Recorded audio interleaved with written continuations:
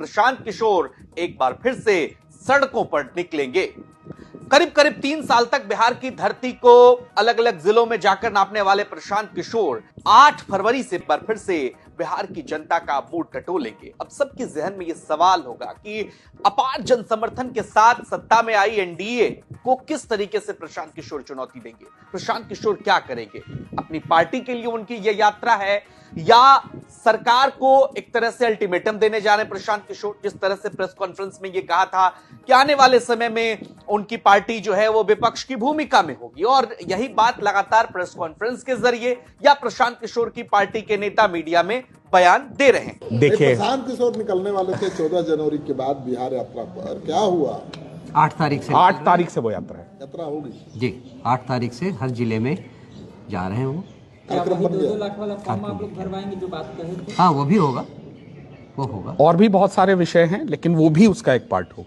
प्रशांत किशोर जिस तरीके की राजनीति के लिए जाने जाते हैं, एग्रेशन के लिए जाने जाते हैं, जब सड़कों पर होंगे तो क्या विपक्ष की भूमिका में होंगे? ऐसे देखिए, प्रशांत किशोर की पार्टी की तरफ से यह भी कहा गया कि जिस तरह से महिलाओं को लेकर के नीतीश कुमार ने ऐलान किया था कि उनके खाते में 2-2 लाख रुपए दिए जाएंगे, जब प्रशांत किशोर यात्रा पर होंगे तो 2-2 लाख रुपए का फॉर्म हर महिलाओं से भरवाएंगे और सरकार पर दबाव बनाएंगे कि आपने चुनावी वादों में इसका जिक्र किया था, अब आप 2 लाख रुपए दीजिए। दरअसल राजनीतिक विश्लेषकों की माने तो प्रशांत किशोर इस यात्रा के जरिए जो जनसुराज की संगठनात्मक इकाई है उसको नए सिरे से मजबूत करेंगे, बनाएंगे। यानी कि जो चुनाव में देखिए, एक पार्टी जब तैयार होती है और अचानक चुनाव में आती है तो कई तरह की परिस्थितियों में उन्हें लड़ना पड़ता है, समझना पड़ता है। तो प्रशांत किशोर जब पहली बार चुनाव लड़े तो बिहार के मिजाज को समझने में सफल नहीं रहे, उस तरीके से संगठन खड़ा नहीं हो पाया। लिहाजा प्रशांत किशोर की यह यात्रा बेहद महत्वपूर्ण है।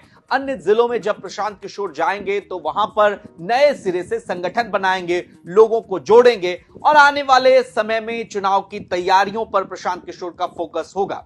हालांकि प्रशांत किशोर के जो नेता हैं पार्टी के, वो कह रहे हैं कि विधान परिषद का जब चुनाव होगा तो उसमें जनसुराज समर्थित उम्मीदवार को आप जिताइए, तो आने वाले समय में वो भी चुनाव होगा। और दूसरी बात आप ये भी समझिए कि जनसुराज अगर जमीनी स्तर पर संगठन को मजबूत करना चाह रहा है तो आने वाले समय में जब पंचायत चुनाव होंगे तो वहां भी प्रशांत किशोर की पार्टी के जो कार्यकर्ता होंगे उनकी भूमिका निश्चित रूप से बड़ी होगी, और कोई भी संगठन पंचायत स्तर से ही खड़ा किया जाता है। तो लिहाजा प्रशांत किशोर के लिए यह यात्रा बेहद महत्वपूर्ण रहने वाली है जो 8 फरवरी से वो करने जा रहे हैं।